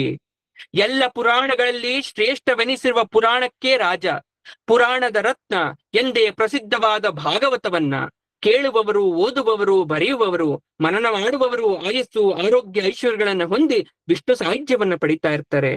ಪುಷ್ಕರದಲ್ಲಿ, ದ್ವಾರಕಿಯಲ್ಲಿ, ಮಥುರಾ ಪಟ್ಟಣದಲ್ಲಿ, ಬೃಂದಾವನದಲ್ಲಿ ಭಾಗವತವನ್ನ ಓದುವವರು, ಕೇಳುವವರು, ಆಯೋಜನ ಮಾಡುವವರು ಕೂಡಲೇ ಸಂಸಾರ ಸಾಗರ ದುಃಖಗಳಿಂದ ಪಾರಾಗ್ತಾರೆ, ಸಂತೋಷ ಸೌಖ್ಯದ ದಿನಗಳನ್ನು ಕಾಣ್ತಾರೆ. ಹಾಗಾದ್ರೆ ಭಾಗವತ ಪುರಾಣ ಯಾಕೆ ಶ್ರೇಷ್ಠ ಅಂದ್ರೆ, ಬ್ರಹ್ಮ ಪುರಾಣದಲ್ಲಿ 10,000 ಶ್ಲೋಕ, ಪದ್ಮ ಪುರಾಣದಲ್ಲಿ 55,000 ಶ್ಲೋಕ, ವಿಷ್ಣು ಪುರಾಣದಲ್ಲಿ 23, ಶಿವ ಪುರಾಣದಲ್ಲಿ 24, ಭಾಗವತದಲ್ಲಿ 18,000, ನಾರದ ಪುರಾಣದಲ್ಲಿ 25, ಮಾರ್ಕಂಡಿಯ ಪುರಾಣ 9,000, ಅಗ್ನಿ ಪುರಾಣ 15, ಭವಿಷ್ಯೋತ್ತರ ಪುರಾಣ 14,500 ಶ್ಲೋಕ, ಬ್ರಹ್ಮ ಕೈವರ್ತ ಪುರಾಣ 18,000, ಲಿಂಗ ಪುರಾಣ 11,000, ವರಾಹ ಪುರಾಣ 24,000, ಸ್ಕಂದ ಪುರಾಣ 71,000, 100 ಶ್ಲೋಕ, ವಾಮನ ಪುರಾಣ 10,000, ಕೂರ್ಮ ಪುರಾಣ 17,000, ಮತ್ಸ್ಯ ಪುರಾಣ 14,000, ಗರುಡ ಪುರಾಣ 19,000, ಬ್ರಹ್ಮ ಪುರಾಣ 12,000. ಹೀಗೆ ಒಟ್ಟು 4 ಲಕ್ಷ ಶ್ಲೋಕಗಳ 18 ಪುರಾಣಗಳಲ್ಲಿ ಭಾಗವತ ಪುರಾಣದ ಸ್ಥಾನ ವಿಶೇಷವನ್ನ ಶುಕ ಮಹಾಮುನಿಗಳು ಯಾಕೆ ಇದನ್ನ ಹೇಳ್ತಾರೆ ಅಂದ್ರೆ, ಈ ವಿಚಾರ ಭಾಗವತದ ಮಧ್ಯದಲ್ಲೂ ಬಂದಿದೆ. ಈಗಲೂ ಕೇಳಿಸ್ಕೊಳ್ಳಿ ಯಾಕೆ ಅಂತ. ನದಿಗಳಲ್ಲಿ ಗಂಗೆಯಂತೆ, ದೇವತೆಗಳಲ್ಲಿ ಬ್ರಹ್ಮನಂತೆ, ನಕ್ಷತ್ರಗಳಲ್ಲಿ ಚಂದ್ರನಂತೆ, ಸಮುದ್ರಗಳಲ್ಲಿ ಕ್ಷೀರ ಸಮುದ್ರದಂತೆ, ಪರ್ವತಗಳಲ್ಲಿ ಮೇರು ಪರ್ವತದಂತೆ, ಗ್ರಹಗಳಲ್ಲಿ ಸೂರ್ಯನಂತೆ, ರಾಕ್ಷಸರಲ್ಲಿ ಪ್ರಹ್ಲಾದನಂತೆ, ರತ್ನಗಳಲ್ಲಿ ಪದ್ಮರಾಗದಂತೆ, ವೃಕ್ಷಗಳಲ್ಲಿ ಹರಿಚಂದನದಂತೆ, ಋಷಿಗಳಲ್ಲಿ ನಾರದರಂತೆ, ಗೋವುಗಳಲ್ಲಿ ಕಾಮಧೇನುವಿನಂತೆ, ವಸುಗಳಲ್ಲಿ ಹವ್ಯವಾಹನನಂತೆ, ರುದ್ರರಲ್ಲಿ ನೀಲಲೋಹಿತನಂತೆ, ಬ್ರಹ್ಮರಲ್ಲಿ ಭೃಗುವಿನಂತೆ, ಸಿದ್ಧರಲ್ಲಿ ಕಪಿಲನಂತೆ, ಅಶ್ವಗಳಲ್ಲಿ ಉಚ್ಚೈಶ್ರವಸುವಿನಂತೆ, ಸರ್ಪಗಳಲ್ಲಿ ವಾಸುಕಿಯಂತೆ, ಮೃಗಗಳಲ್ಲಿ ಸಿಂಹದಂತೆ, ಆಶ್ರಮಗಳಲ್ಲಿ ಗೃಹಸ್ಥಾಶ್ರಮದಂತೆ, ವರ್ಣಗಳಲ್ಲಿ ಓಂಕಾರದಂತೆ, ಶಾಸ್ತ್ರಗಳಲ್ಲಿ ಧನುಸ್ಸಿನಂತೆ, ಯಜ್ಞಗಳಲ್ಲಿ ಜಪಯಜ್ಞದಂತೆ, ವ್ರತಗಳಲ್ಲಿ ಅಹಿಂಸಾ ವ್ರತದಂತೆ, ಯೋಗಗಳಲ್ಲಿ ಆತ್ಮಯೋಗದಂತೆ, ವಾಕ್ಕುಗಳಲ್ಲಿ ಸತ್ಯವಾಕಿನಂತೆ, ಋತುಗಳಲ್ಲಿ ವಸಂತ ಋತುವಿನಂತೆ, ಮಾಸಗಳಲ್ಲಿ ಮಾರ್ಗಶೀರ ಮಾಸದಂತೆ, ಯುಗಗಳಲ್ಲಿ ಕೃತಯುಗವಂತೆ, ಕಲಿಯುಗದ ಗ್ರಂಥಗಳಲ್ಲಿ ಅತ್ಯಂತ ಶ್ರೇಷ್ಠ ಉತ್ಕೃಷ್ಟವೆನಿಸಿ ಕೋಟಿ ಸೂರ್ಯ ಪ್ರಕಾಶಮಾನವಾದ ತೇಜಸ್ಸಿನಿಂದ ಅನುಗ್ರಹ ಶಕ್ತಿಯಿಂದ ಭಾಗವತ ಗ್ರಂಥ ಬೆಳಗ್ತಾ ಇದೆ. ಹಾಗಾಗಿ ಎಲ್ಲ ಪುರಾಣಗಳಿಗಿಂತ ಭಾಗವತ ಅಂತಕ್ಕಂಥ ಪುರಾಣ ಅಂತಕ್ಕಂಥದ್ದು ಅತ್ಯಂತ ಶ್ರೇಷ್ಠವಾಗಿರ್ತಕ್ಕಂಥದ್ದು, ಅತ್ಯಂತ ವಿಶೇಷವಾಗಿರ್ತಕ್ಕಂಥದ್ದು. ಹಾಗಾಗಿ ಪರಮಾತ್ಮ ಹೇಳ್ತಾನೆ, ಚೈತ್ರ ಮಾಸದಲ್ಲಿ ಧಾತೃನೆಂಬ ಸೂರ್ಯನಾಗಿ, ವೈಶಾಖ ಮಾಸದಲ್ಲಿ ಆರ್ಯಮನಾಗಿ, ಜ್ಯೇಷ್ಠದಲ್ಲಿ ಮಿತ್ರನಾಮಕ ಸೂರ್ಯನಾಗಿ, ಆಷಾಢದಲ್ಲಿ ವರುಣನೆಂಬ ಸೂರ್ಯನಾಗಿ, ಶ್ರಾವಣದಲ್ಲಿ ಇಂದ್ರನೆಂಬ ಸೂರ್ಯನಾಗಿ, ಭಾದ್ರಪದದಲ್ಲಿ ವಿವಸ್ವಾನ್ ಹೆಸರಿನ ಸೂರ್ಯನಾಗಿ, ಆಶ್ವಜದಲ್ಲಿ ತ್ವಷ್ಟ ಎಂಬ ಸೂರ್ಯನಾಗಿ, ಕಾರ್ತಿಕದಲ್ಲಿ ವಿಷ್ಣುವೇ ಸೂರ್ಯನಾಗಿ, ಮಾರ್ಗಶಿರದಲ್ಲಿ ಅಂಶು ಎಂಬ ಸೂರ್ಯನಾಗಿ, ಪುಷ್ಯದಲ್ಲಿ ಭಗನೆಂಬ ಸೂರ್ಯನಾಗಿ, ಮಾಘದಲ್ಲಿ ಪೂಷಾ ಎಂಬ ಸೂರ್ಯನಾಗಿ, ಫಾಲ್ಗುಣದಲ್ಲಿ ಪರ್ಜನ್ಯ ನಾಮಕ ಎಂಬ ಸೂರ್ಯನಾಗಿ, ಹೀಗೆ ಆದಿತ್ಯಾಂತರ್ಗತ ಶ್ರೀಹರಿಯ ವಿಭೂತಿ ರೂಪಗಳನ್ನು ಸ್ಮರಿಸುವ ಜನರು ಸಮಸ್ತ ಪಾಪಗಳಿಂದ ಮುಕ್ತರಾಗ್ತಾರೆ ಅಂತ ಇಲ್ಲಿ ಹೇಳ್ತಾ ಇದ್ದಾರೆ. ಹಾಗಾದ್ರೆ ನಾವು ಭಾಗವತವನ್ನ ಸ್ಕಂದ ರೂಪಗಳಲ್ಲಾಗಿ ತಿಳಿಯದೆ ಒಟ್ಟಾರೆ ಕಥಾರೂಪಗಳಾಗಿ ತಿಳ್ಕೊಂಡ್ವಿ. ಹಾಗಾದ್ರೆ ಈಗ ಪ್ರಥಮ ಸ್ಕಂದದಲ್ಲಿ ಏನು ನೀವು ತಿಳ್ಕೊಂಡ್ರಿ? ಪರೀಕ್ಷಿತ ರಾಜನ ವೃತ್ತಾಂತ, ಶ್ರೀಮದ್ ಭಾಗವತವನ್ನ ರಚಿಸಲು ನಾರದರು ವೇದವ್ಯಾಸ ದೇವರನ್ನ ಪ್ರಾರ್ಥಿಸಿದ್ದು, ವಿಪ್ರಶಾಪ, ರಾಜನ ಪ್ರಾಯೋಪವೇಶ, ಶ್ರೀ ಶುಕ ಮಹಾ ಪರೀಕ್ಷಿತ ರಾಜರ ಸಂವಾದ. ದ್ವಿತೀಯ ಸ್ಕಂದದಲ್ಲಿ ಅಖಂಡ ಸ್ಮರಣೆ ಮಾಡೋದ್ರಿಂದ ಏನು ನಮಗೆ ಫಲಪ್ರಾಪ್ತಿಯಾಗುತ್ತೆ? ನಾರದ ಬ್ರಹ್ಮದೇವರ ಸಂವಾದ, ಭಗವಂತನ ಅನೇಕ ಅವತಾರಗಳ ನಿರೂಪಣೆ, ಚತುಶ್ಲೋಕಿ ಭಾಗವತಗಳು ಬರುತ್ತೆ. ತೃತೀಯ ಸ್ಕಂದದಲ್ಲಿ ವಿದುರ ಮತ್ತೆ ಉದ್ಧವನ ಸಂವಾದ, ವಿದುರ ಮೈತ್ರೇಯರ ಸಂವಾದ, ಪ್ರಳಯ ಬ್ರಹ್ಮಾಂಡರ ಸೃಷ್ಟಿ, ಕಾಲದ ಸೂಕ್ಷ್ಮ ವಿಭಾಗ, ಶ್ರೀಹರಿಯ ನಾಭಿಯಲ್ಲಿ ಪದ್ಮೋತ್ಪತ್ತಿ, ವರಾಹ ರೂಪಿ ಭಗವಂತನಿಂದ ಹಿರಣ್ಯಾಕ್ಷನ ವಧೆ, ಸ್ವಯಂಭೂ ಮನುವಿನ ಉತ್ಪತ್ತಿ, ಕಧರ್ಮ ಚರಿತೆ, ಕಪಿಲಾವತಾರ ಮತ್ತು ದೇವಹೂತಿ ದೇವಿಗೆ ಕಪಿಲ ದೇವರ ಉಪದೇಶ. ಚತುರ್ಥ ಸ್ಕಂದದಲ್ಲಿ ರುದ್ರದೇವರಿಂದ ದಕ್ಷಯಜ್ಞ ವಿನಾಶ, ಧ್ರುವ ಚರಿತ್ರೆ, ಋತುರಾಜನ ಚರಿತ್ರೆ, ಪ್ರಾಚೀನ ಬಹಿರ್ವೃತ್ತಾಂತ, ಪುರಂಜನಾಖ್ಯಾನ. ಪಂಚಮ ಸ್ಕಂದದಲ್ಲಿ ಪ್ರಿಯವ್ರತ, ನಾಭಿ, ಋಷಭ, ಭರತರಾಜ ಚರಿತ್ರೆ, ಭೂಗೋಳ ಖಗೋಳ ವರ್ಣನೆ, ಪಾತಾಳ ನರಕಗಳ ವರ್ಣನೆ ಮಾಡಿದ್ದಾರೆ. ಆರನೆಯ ಸ್ಕಂದದಲ್ಲಿ ನಾಮಸ್ಮರಣ ಮಹಾತ್ಮೆ, ಅಜಾಮಿಳನ ಕತೆ, ನಾರಾಯಣ ಕವಚ, ವೃತ್ರಾಸುರವಧೆ, ಚಿತ್ರಕೇತು, ಸಮಾಖ್ಯಾನ, ಪುಂಸವನ ವ್ರತ, ಮರುತ್ತುಗಳ ಉತ್ಪತ್ತಿ. ಏಳನೆಯ ಸ್ಕಂದದಲ್ಲಿ ಪ್ರಹ್ಲಾದ ಚರಿತೆ, ಹಿರಣ್ಯ ಕಶುಪಿನ ವಧೆಗಾಗಿ ಶ್ರೀ ನರಸಿಂಹನ ಅವತಾರ, ತ್ರಿಪುರಾಸುರರ ಸಂಹಾರ, ವರ್ಣಾಶ್ರಮ ಧರ್ಮಗಳು, ಆಪದ್ಧರ್ಮಗಳು ನಿರೂಪಿತವಾಗಿದೆ. ಎಂಟನೆಯ ಸ್ಕಂದದಲ್ಲಿ ಸ್ವಯಂಭೂ ಮನುಗಳ ಚರಿತ್ರೆ, ಗಜೇಂದ್ರ ಮೋಕ್ಷಕಥ, ಅಜಿತ ನಾಮಕ ಪರಮಾತ್ಮನ ಅವತಾರ, ಸಮುದ್ರ ಮಂಥನ, ಧನ್ವಂತರಿ ನಾಮಕ ಭಗವಂತನ ಒಂದು ಆವಿರ್ಭಾವ, ವಾಮನಾವತಾರ, ತ್ರಿವಿಕ್ರಮ ರೂಪಿ ಭಗವಂತನಿಂದ ಬಲಿರಾಜನ ನಿಗ್ರಹ. ಒಂಬತ್ತನೆಯ ಸ್ಕಂದದಲ್ಲಿ ವೈವಸ್ವತ ಮನುವಿನ ವಂಶ ಚರಿತ್ರೆ, ಅಂಬರೀಷರ ಸಮಾಖ್ಯಾನ, ಹರಿಶ್ಚಂದ್ರ ರಾಜನ ವರ್ಣನೆ, ಭಗೀರಥ, ಖಟ್ವಾಂಗರ ವರ್ಣನೆ, ಶ್ರೀರಾಮಾವತಾರ, ಯದುರಾಜರ ವಂಶ ವಿಸ್ತಾರ. ಹತ್ತನೆಯ ಸ್ಕಂದದಲ್ಲಿ ಶ್ರೀ ಕೃಷ್ಣ ಕಥಾ, ಬಾಲಲೀಲೆಗಳು, ಕಂಸವದೆ, ಶ್ರೀ ರುಕ್ಮಿಣೀ ಪರಿಣಯ, ದ್ವಾರಕಾ ನಿರ್ಮಾಣ, ಪ್ರದ್ಯುಮ್ನಾದಿ ಪುತ್ರರ ಉತ್ಪತ್ತಿ, ಶಿಶುಪಾಲ ವಧೆ, ನರಕಾಸುರ ವಧೆ, ಪಾಂಡವರಿಂದ ರಾಜಸೂಯ ಯಾಗ, ಶ್ರುತಿಗೀತ, ಸುಧಾಮಕತೆ, ಪುತ್ರ ಪೌತ್ರ ಉತ್ಪತ್ತಿ. 11ನೇ ಸ್ಕಂದದಲ್ಲಿ ಯದುಕುಲದ ಸಂಹಾರ, ಉದ್ಧವನ ಉಪದೇಶ, ಶ್ರೀಕೃಷ್ಣ ಪರಂಧಾಮಾಗಮನ, ಶ್ರೀಹರಿಯ ಧ್ಯಾನ ಪ್ರಕಾರ, ವರ್ಣಾಶ್ರಮ ಧರ್ಮ. 12ನೆಯ ಸ್ಕಂದದಲ್ಲಿ ಕಲಿಯುಗದ ವರ್ಣನೆ, ಪರೀಕ್ಷಿತ ರಾಜನ ನಿರ್ಮಾಣ ನಿರ್ಯಾಣ, ಮಾರ್ಕಂಡೇಯನ ಚರಿತೆ, ಸೂರ್ಯನ ಮಾಸಾಚರಣದ ವರ್ಣನೆ, ಭಗವಂತನ ಲೀಲಾವತಾರ ಇದು ವರ್ಣಿತವಾಗಿದೆ. ಶ್ರೀಕೃಷ್ಣ ಪರಮಾತ್ಮನ ದಿವ್ಯ ಸನ್ನಿಧಾನ, ನಿತ್ಯ ಸನ್ನಿಧಾನ ಇರುವ ಭಾಗವತವನ್ನ ಸಾಕ್ಷಾತ್ ಮಹಾವಿಷ್ಣು ಬ್ರಹ್ಮದೇವರು ನಾರದರಿಗೆ ಉಪದೇಶವನ್ನ ನೀಡಿದ್ರು. ನಾರದರು ವೇದವ್ಯಾಸರ ಹತ್ರ ಹೇಳ್ತಾರೆ. ವೇದವ್ಯಾಸರು ಭಕ್ತಿ ರಸ ಜಿನುಗುವ ಭಾಗವತವನ್ನ ಸಮಗ್ರವಾಗಿ ರಚಿಸಿ ಅದನ್ನು ತಮ್ಮ ಪುತ್ರರಾದ ಅವಧೂತ ಶಿರೋಮಣಿಯಾದ ಶುಕಾಚಾರ್ಯರಿಗೆ ಉಪದೇಶಿಸಿದ್ರು. ಶುಕಾಚಾರ್ಯರು ಪರೀಕ್ಷಿತ ರಾಜರಿಗೆ ಉಪದೇಶವನ್ನ ಮಾಡಿದ್ರು. ಭಾಗವತದ ವಿಶೇಷ ಅಂದ್ರೆ ಭಾಗವತ ಹೇಳುವವರಲ್ಲಿ ಅಥವಾ ಗ್ರಂಥಕರ್ತರಲ್ಲಿ ಪರಮಾತ್ಮ ವಾಸುದೇವ ರೂಪದಿಂದ ಇದ್ದು ಭಾಗವತವನ್ನ ಅವರ ಬಾಯಿಂದ ಹೇಳಿಸ್ತಾನಂತೆ. ಶ್ರೋತೃಗಳಲ್ಲಿ ಮತ್ತು ಓದೋರಲ್ಲಿ ಸಂಕರ್ಷಣ ರೂಪದಲ್ಲಿರ್ತಾನಂತೆ. ಮಹಾ ಅದ್ಭುತವಾಗಿ ಅವರಿಗೆ ಸಾಧನೆಯನ್ನ ಮಾಡಿಸಿ ಉದ್ಧರಿಸ್ತಾನಂತೆ, ಪಾಪ ತೊಳಿತಾನಂತೆ, ಭೀತಿ ಕಳೀತಾನಂತೆ. ಭಾಗವತವೆಂಬ ಪವಿತ್ರ ಸ್ತಂಭದಿಂದ ಮೂಡಿ ಬಂದಿರತಕ್ಕಂತ ಶ್ರೀ ಲಕ್ಷ್ಮೀ ನರಸಿಂಹಸ್ವಾಮಿ ಹಾಗೂ ಭಾಗವತದ ಪ್ರತಿ ಅಕ್ಷರದಲ್ಲೂ ತನ್ನ ದಿವ್ಯ ಸಾನ್ನಿಧ್ಯವನ್ನ ಇಟ್ಟು ಪ್ರತಿಕ್ಷಣ ಅನುಗ್ರಹಿಸ್ತಿರ್ತಕ್ಕಂಥ ಸಾಕ್ಷಾತ್ ಶ್ರೀ ಕೃಷ್ಣ ಪರಮಾತ್ಮ ಈ ಭಾಗವತದಲ್ಲಿ ಸದಾ ನೆಲೆಸಿರ್ತಾರಂತೆ. ಭಾಗವತದ ಪ್ರತಿ ಅಕ್ಷರಗಳಲ್ಲೂ, ಭಾಗವತದ ಪ್ರತಿ ಸಾಲಿನಲ್ಲೂ, ಭಾಗವತದ ಪ್ರತಿ ಕಥೆಯಲ್ಲೂ ಪರಮಾತ್ಮನಿದ್ದಾನೆ. ಪರಮಾತ್ಮ ನೋಡ್ತಾ ಇದ್ದಾನೆ, ಪರಮಾತ್ಮ ಕಾಣಿಸ್ತಾನೆ. ಕೃಷ್ಣ ಕೃಷ್ಣ ಕೃಷ್ಣ ಕೃಷ್ಣ ಎಂದು ಕೃಷ್ಣನ ಸಾಸಿರ ನಾಮಗಳನ್ನ ಹೇಳಿ, ಕೃಷ್ಣನನ್ನ ಕೊಂಡಾಡಿ, ಕೃಷ್ಣನನ್ನ ವಿಜೃಂಭಿಸಿ, ಕೃಷ್ಣನನ್ನ ತುಂಬಿಸ್ಕೊಂಡು, ಕೃಷ್ಣನನ್ನ ಅನುಭವಿಸಿ ಮೋಕ್ಷದೆಡೆಗೆ ನಾವು ಹೊಕ್ಕಾರಬೇಕು ಅನ್ನೋದನ್ನ ಭಾಗವತ ಕಳಿಸ್ಕೊಡುತ್ತೆ. ಭಾಗವತ ಅಂತಕ್ಕಂಥದ್ದು ಸಣ್ಣ ವಿಚಾರವಲ್ಲ.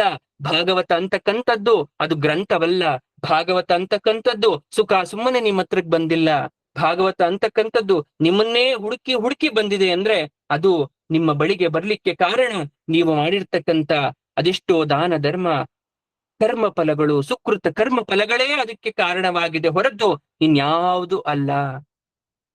ಅದನ್ನು ಪರಮಾತ್ಮ ನಿರ್ಧಾರ ಮಾಡ್ತಾನೆ. ಯಾರು ಯಾವಾಗ ಹೇಗೆ ಕೇಳಬೇಕು, ಯಾವ ರೀತಿಯಲ್ಲಿ ಕೇಳಬೇಕು ಅಂತಕ್ಕಂಥ ಎಲ್ಲವನ್ನೂ ಪರಮಾತ್ಮ ನಿರ್ಧಾರ ಮಾಡ್ತಾನೆ. ಹಾಗಾಗಿ ಇಂತಹ ಸುಂದರವಾದ ಭಾಗವತಕ್ಕೆ, ಆ ಭಾಗವತದ ಮಹಿಮೆಗೆ, ಆ ಭಾಗವತವನ್ನ ನುಡಿಸ್ತಂತ ಪರಮಾತ್ಮನಿಗೆ, ಆ ಧೀನಾಕರ್ತನಿಗೆ ಶರಣು ಅಂತ ಹೇಳಬೇಕು. ಶರಣು ಅಂತ ಹೇಳಿ ಈ ಭಾಗವತಕ್ಕೆ ಮಂಗಳವನ್ನ ಪಾಡಬೇಕಾಗತ್ತೆ. ಹಾಗಾಗಿ ಈ ವಿಶೇಷವಾಗಿರ್ತಕ್ಕಂಥ ಭಾಗವತವನ್ನ ನಾವು ಮಂಗಳದೊಂದಿಗೆ, ಪರಮಾತ್ಮನ ಆರತಿಯೊಂದಿಗೆ ಮುಗಿಸ್ಲಿಕ್ಕೆ ಪ್ರಯತ್ನವನ್ನ ಪಡೋಣ. ಶ್ರೀಕೃಷ್ಣನಿಗೆ ಆರತಿ ಆಗ್ತಾ ಇದೆ. ಎಲ್ಲರೂ ಪರಮಾತ್ಮನತ್ರ ತದೇಕ ಚಿತ್ತರಾಗಿ ಈಗ ಪರಮಾತ್ಮನನ್ನ ಆರಾಧಿಸುವ ಸಮಯ. ಸ್ಕ್ರೀನ್ ಮೇಲೆ ಆರತಿ ಆಗ್ತಾ ಇದೆ. ಪರಮಾತ್ಮನನ್ನ ಎಲ್ಲರೂ ಸ್ತುತಿಸೋಣ. ಎಲ್ಲರೂ ಭಕ್ತಿಯಿಂದ ಕೈ ಮುಗಿದು ಪ್ರಾರ್ಥಿಸೋಣ.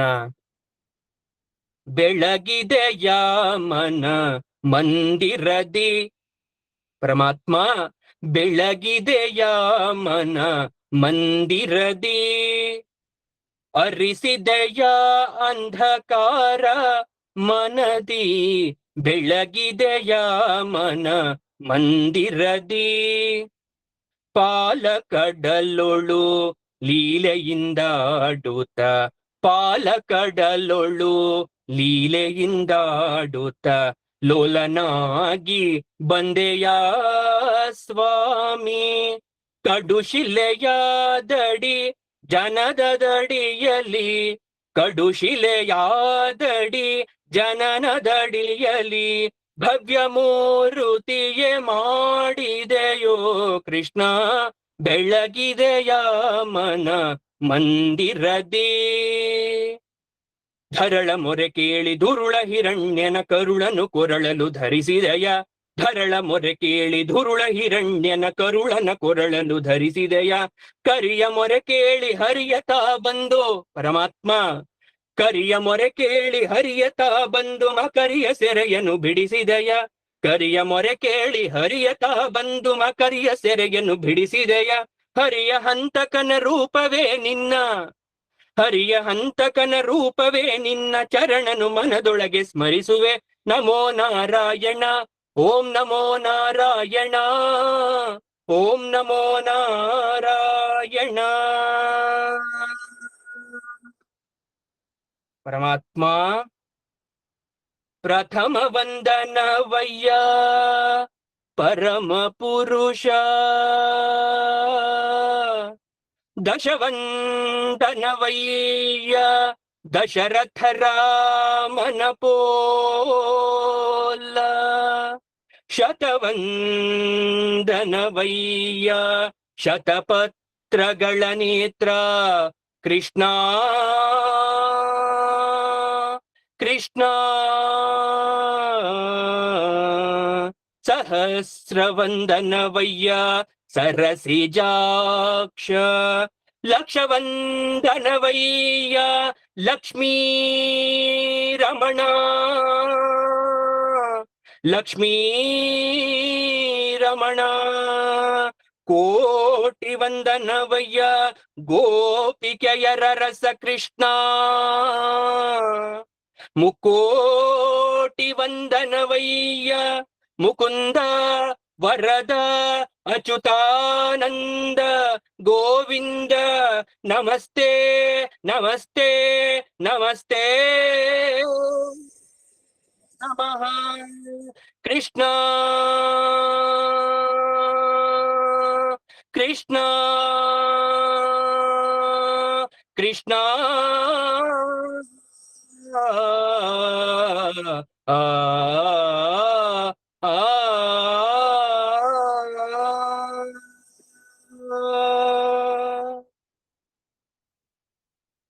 ಮಂಗಳವಾಗಲಿ ಸರ್ವರಿಗೆ, ಶುಭ ಮಂಗಳವಾಗಲಿ ಸರ್ವರಿಗೆ, ಶುಭ ಮಂಗಳವಾಗಲಿ ಅಮಿತರಿಗೆ.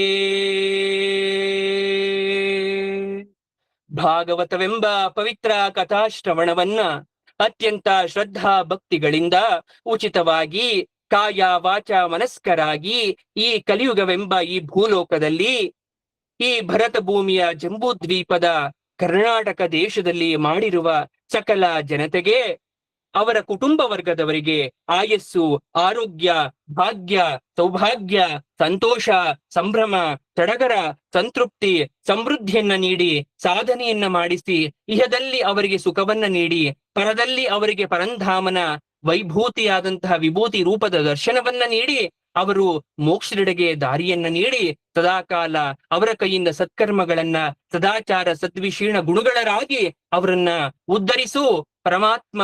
ಈ ಭಾಗವತದ ಮಹಿಮೆಯನ್ನ ಪ್ರತಿ ಮನೆ ಮನೆಗಳಿಗೂ ಪ್ರತಿ ಮನಸ್ಸುಗಳಿಗೂ ತಲುಪಿ ಅವರನ್ನ ಕಾಪಾಡು ಎಂದು ಭಾಗವತಮರಾದಂತಹ ಆ ಪ್ರಹ್ಲಾದ, ಆ ವಿಭೀಷಣ, ಹಾಗೆ ಹನುಮಂತ, ಸಪ್ತ ಸಂಜೀವಿ ಚಿರಂಜೀವಿಗಳನ್ನ ಹಾಗೂ ಪರಮಾತ್ಮನಾಗಿರ್ತಕ್ಕಂಥ ಕೃಷ್ಣನನ್ನ ಹಾಗೂ ಸಪ್ತ ದಶಾವತಾರಗಳನ್ನ ಕೂಡಿರ್ತಕ್ಕಂಥ ಎಲ್ಲ ಪರಿರೂಪಗಳನ್ನ, ಅಷ್ಟ ದಿಕ್ಪಾಲಕರನ್ನ, ವಸುದೇವತೆಗಳನ್ನ, ಗೋಮಾತೆಯನ್ನ, ಎಲ್ಲ ಗುರು ಹಿರಿಯರ ಆಶೀರ್ವಾದವನ್ನ ಬೇಡ್ತಾ ಮಂಗಳವನ್ನ ಪಾಡ್ತಾ ಇದನ್ನ ಕೇಳಿದಂತಹ ಸರ್ವ ಭಕ್ತ ಕೋಟಿ ಗ್ರೇಸರಿಗೆ ಮಂಗಳ ಉಂಟಾಗ್ಲಿ, ಶುಭ ಉಂಟಾಗ್ಲಿ ಅಂತ ಹೇಳ್ತಾ ಇದಕ್ಕೆ ಮಂಗಳವನ್ನ ಪಾಡೋಣ. ಭಾಗವತಕ್ಕೆ ಸರ್ವಂ ಶ್ರೀ ಭಾಗವತ ಪಾದಾರ್ಪಣಮಸ್ತು.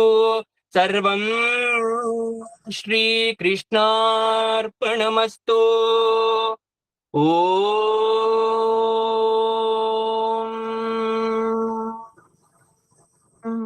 ಸರ್ವಂ ಶ್ರೀ ಕೃಷ್ಣಾರ್ಪಣಮಸ್ತು. ಜಯತು ಜಯತು ಶುಭಂ ಕರೋತು ಲೋಕಾ ಸಮಸ್ತ ಸುಖಿನೋ ಭವಂತು. ಸರ್ವೇ ಜನ ಸುಖಿನೋ ಭವಂತು. ಮಂಗಳಂ ಮಂಗಳಂ ಮಂಗಳಂ.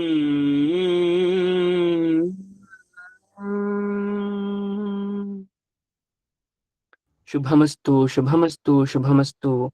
ಶುಭವಾಗಲಿ ಎಲ್ಲ ಕೋಟಿ ಭಕ್ತಾದಿಗಳಿಗೆ.